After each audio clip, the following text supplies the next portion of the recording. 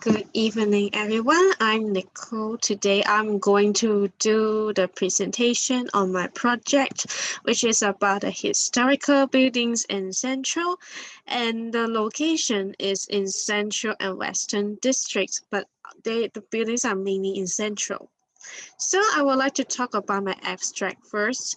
I will introduce four historical buildings in Central, which are PMQ, Dr. Sun Yat-sen Museum, Victoria Prison, and Taekwondo. Also, I will provide some creative ideas of information communication technology, and I hope this can help to raise the awareness of local citizens and international tourists on protecting these historical locations and Hong Kong culture. So there are five objectives in my project, which are, like I mentioned before, to introduce four buildings and to raise awareness of citizens and tourists. Also, I would like to want visitors to experience the difference between now and the past through visiting various historical buildings and to communicate and enhance visitors' experience through using the technologies. And last but not least, I have created a web page to let it become a small reference website for the local citizens and tourists for their tour planning. So now I would like to introduce the places I have recommended to all the visitors. So the first one is the PMQ, and this is located in Central. And first, I would like to talk a basic information about it, which is the PMQ is the former police marriage quarters, and this is a mixed-use venue for the arts and design. It's a not-for-profit social enterprise for supporting Hong Kong brands and innovation. It opened in 2014 and aims to provide a stage for local designers to have creative happenings. And this is a place for the visitors to experience creative lifestyle too. So a little bit history for the PMQ is it was originally built as Central School, but it was renamed to Victoria Queen's College at last. But in the during the Japanese occupation, the school was occupied by the Japanese and the school caught fire was raised during the war.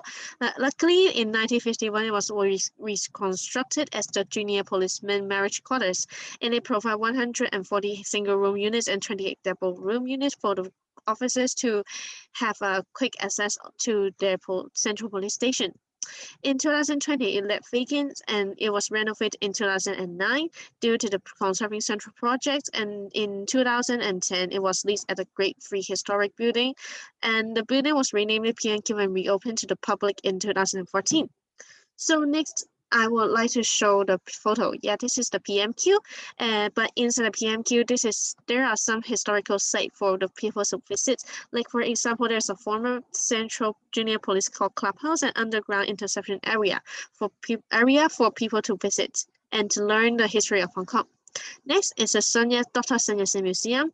It's a museum and a branch of Hong Kong Museum of History. It was opened in 2006 to commemorate the 140th birthday of Dr. Sun. The museum gives an overview of the life and career of Dr. Sun and his Hong Kong vital role in the reform movements and revolutionary. And the museum was located in the Town Hall at the mid-levels, which was built in 1914.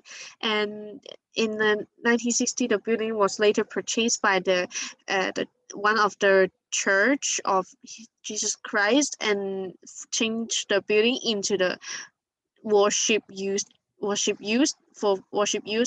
But in 2004 the government purchased the hall again to convert the building into the museum to remember and give an honor to Dr. Sun. In 2010 the museum was declared as a monument too. Next is the Victoria Prison. It's also located in Central and it is near to Taekwondo. And Victoria Prison was also known as Victoria Gao, and it is the one of the earliest building built in 1841. It was the first and the longest running date of prison in Hong Kong. It stopped its prison services in 2006, ended his 165 years of career life. It was started to redevelop it and was reopened in 2018. And the timing of Victoria Prison is very interesting. It seems it was renamed many times and changed the function a lot. And but still, it was a very working prison, housing remand prisoners and detainees. It witnesses the changes in penal policies from the colonial penalty with emphasis in deterrence and control, modern custodial and rehabilitative services. In 1995, the building was declared as a monument too. Last but not least is the Taekwon. It's next to the Victoria Prison. The Taekwon was also known as the former Central Police Station compound, and it is now the Hong Kong Center of Historical and no, it's Hong Kong Center for Heritage and Arts. It includes three monuments, which are the former Central Police Station, the former Central Magistracy, and the Victoria Prison.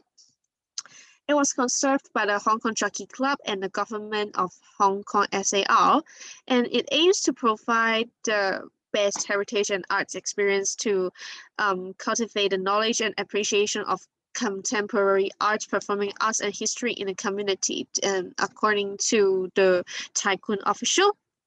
And then in about the history of the Tycoon in 2008, it was renovated by the two organizations, and the project is one of the most significant but the most expensive projects in Hong Kong, since it used $1.8 billion to renovate a whole building.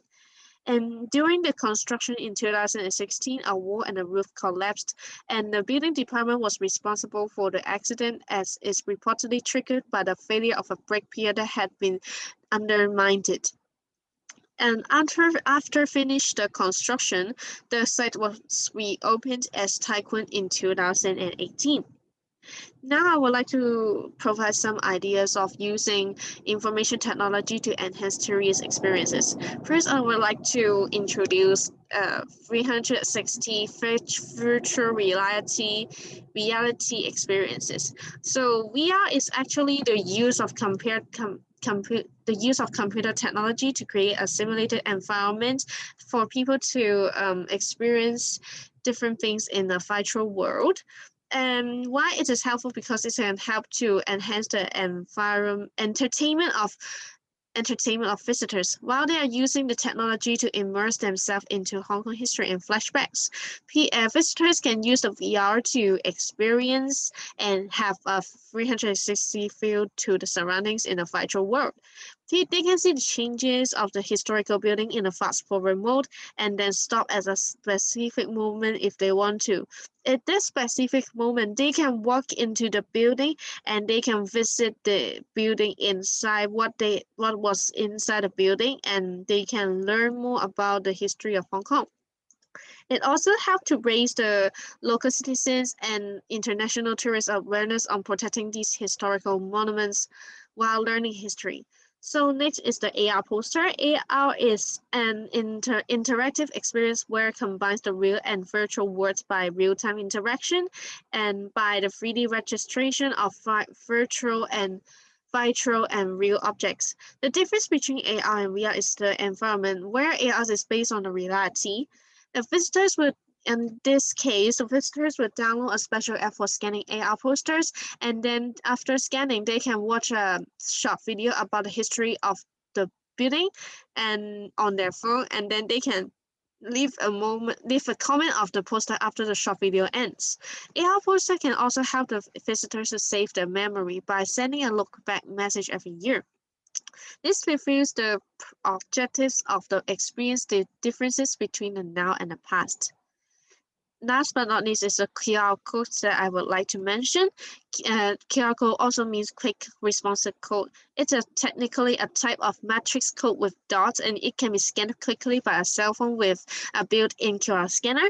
And I would like to mention that I believe a small tour hunt can be held during the tour, and using the quick response codes will be the quickest and the most convenient way for the visitors to complete the task in the hunt. During the tour hunt, the visitors are able to use the smartphone, scan the QR codes for doing challenges, getting information to answer the questions, or asking quick access for help if they are in trouble. And then the QR code can fulfill the objective of learning the history of Hong Kong, since they can learn the history and the culture of Hong Kong through the QR code. The QR code was contained a lot of information about the Hong Kong historical buildings, and also they can enjoy the experience of difference between now and the past. And for the most important thing is this can help local citizens and international tourists understand the important existence of the monuments. So this is the end of my presentation. If you have any comments or any and want to contact to me, you can contact me through this website, and I will be always here. So this is the end of my presentation. Thank you.